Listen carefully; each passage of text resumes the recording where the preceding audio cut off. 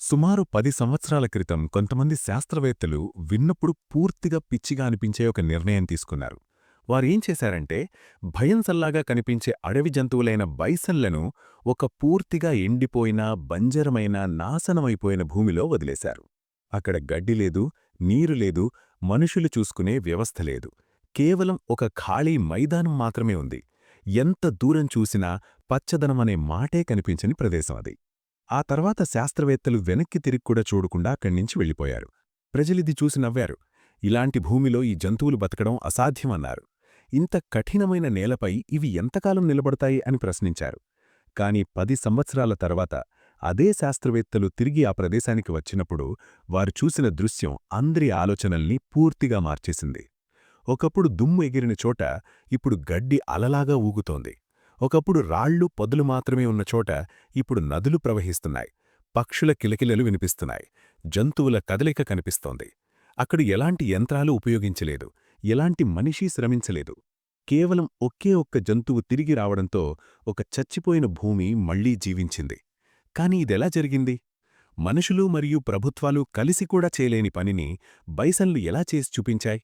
దీని వెనక ఉన్న నిజం తెలిస్తే నిజంగానే మీరాశ్చర్యపోతారు. ఒకప్పుడు ఈ భూమి మొత్తం బైసన్లదే. వేల సంఖ్యలో కాదు, కోట్ల సంఖ్యలో బైసన్లు ఉత్తర అమెరికా అంతటా ఉన్న విస్తారమైన మైదానాల్లో పరుగులు పెట్టేవి. అప్పట్లో మనిషి వచ్చినా ప్రకృతి సమతుల్యం చెడిపోలేదు. బైసన్లు మైదానాల రాజులుగా ఉండేవి. అదే సమయంలో ఆదివాసీ సమాజాలకు ప్రాణంగా కూడా ఉండేవి. బైసన్ శరీరంలోని ప్రతి భాగం ఉపయోగపడేవి. మాంసాన్ని ఆహారంగా తినేవారు, చర్మంతో దుస్తులు తయారు చేసేవారు, ఎముకలతో పనిముట్లు చేసేవారు. కాని ఆ తర్వాత వేటగాళ్లు వచ్చారు. వాళ్లతో పాటు లోభం వచ్చింది, వ్యాపారం వచ్చింది. 18వ శతాబ్దంలో బైసన్ వేట జీవించడానికి కాదు, డబ్బు సంపాదించడానికి మారిపోయింది. వాటి చర్మాలు అమ్ముడయ్యాయి.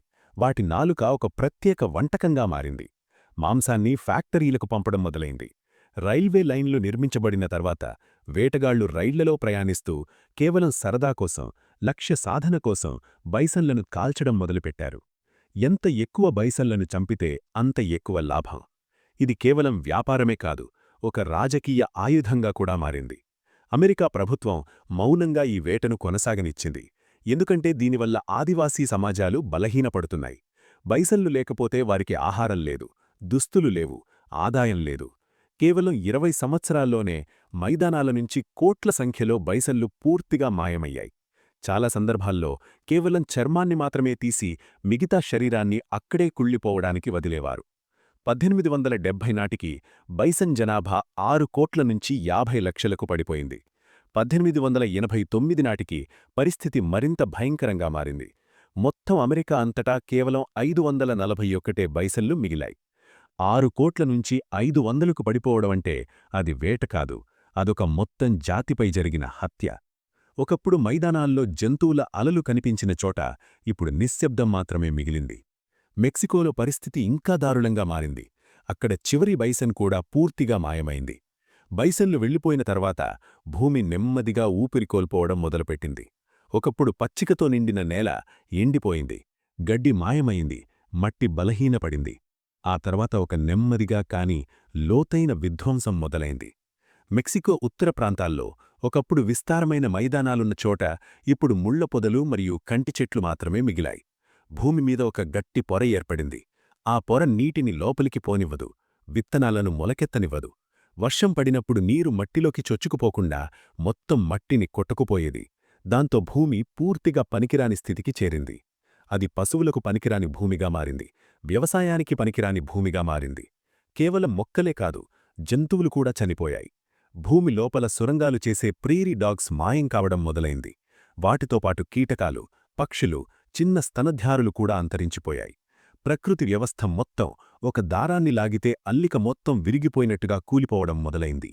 ఎందుకంటే మైదానాల రాజు అయిన బైసన్ అక్కడ లేకపోయాడు. ఆ తర్వాత ఒకరోజు మనిషి ఒక నిజాన్ని అర్థం చేసుకున్నాడు.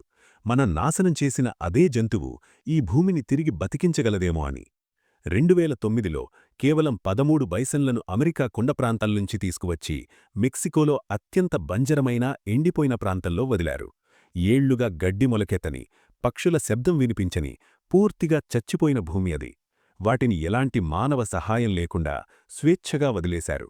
మొదట్లో ప్రజలు నవ్వారు, 23 జంతువులు ఏమి మార్చగలవు అని అనుకున్నారు. కాని ఎవ్వరూ ఊహించలేదు ఆ బైసన్ల అడుగులు భూమి గుండె చప్పుడుని మళ్లీ మొదలు పెడతాయని. సంవత్సరాలు గడిచే కొద్దీ బైసన్ల సంఖ్య పెరిగింది. 2018 నాటికి అవి 200కు పైగా అయ్యాయి. కాని ఇది కేవలం సంఖ్యల కథ కాదు. ఇవి నడిచే ఎకోసిస్టమ్ ఇంజనీర్లు. బైసన్లు నడిచే ప్రతి అడుగుతో నేలపై ఏర్పడిన గట్టి పొర తెరుచుకుంటుంది. మట్టి శ్వాస తీసుకుంటుంది. విత్తనాలు చెల్లాచెదురవుతాయి. నీరు మట్టిలోకి చుచ్చుకుపోతుంది. అవి నడుస్తూ తమ మలంతో నైట్రజన్, ఫాస్ఫరస్, పొటాషియం వంటి పోషకాలను నేలకి అందిస్తాయి. పరిశోధనల ప్రకారం బైసన్లు ఉన్న ప్రాంతాల్లో నేలలో నైట్రజన్ పరిమాణం 40% వరకు ఎక్కువగా ఉంటుంది. బైసన్లు నేలపై లొట్టలు వేసి తిరుగుతున్నప్పుడు నేలపై చిన్న చిన్న గుంటలు ఏర్పడతాయి.